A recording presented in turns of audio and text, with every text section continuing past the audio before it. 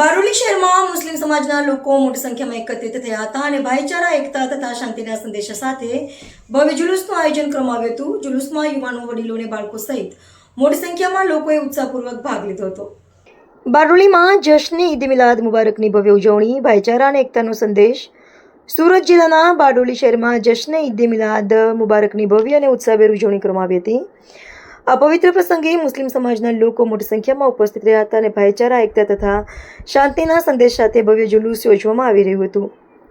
શહેરના વિવિધ વિસ્તારોમાંથી પસાર થયેલા જુલુસમાં યુવાનો, વડીલો તેમજ બાળકો સહિત મોટી સંખ્યામાં લોકોએ ભાગ લીધો હતો. ઈદ મિલાદના પાવન પર્વની ઉજવણી દરમિયાન ધાર્મિક નારાઓ અને શાંતિના સંદેશ સાથે સમગ્ર વાતાવરણ ભક્તિમય બની ગયું હતું.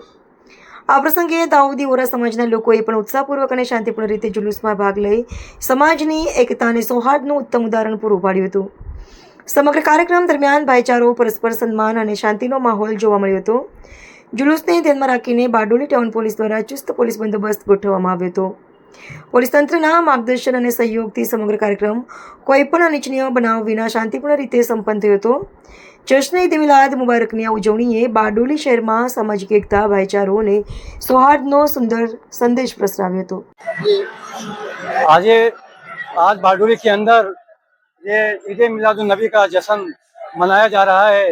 बारडोली से बहुत धूमधाम से लोग मनाते हैं। भाईचारा हमारे जितने भी है, हमारे एकता ग्रुप सब भाई लोग देख लो कितनी बड़ी संख्या है बारडोली के अंदर। यही हमारी प्रार्थना है कि हमारा जश्न जो है चलते रहे। ईद मिलादुन नबी का जो मनाया जाता है, ईद मिलादुन नबी आज 10 या 15-20 साल से 10 साल से मनाया जाता है। बस इसके लिए ही आज इतने तरह इकट्ठे हुए हैं सब। डेली हमारा छोटी पारा से लेके आसियाना तक जाता है, आसियाना से लेके फिर छोटी पारा का आता है।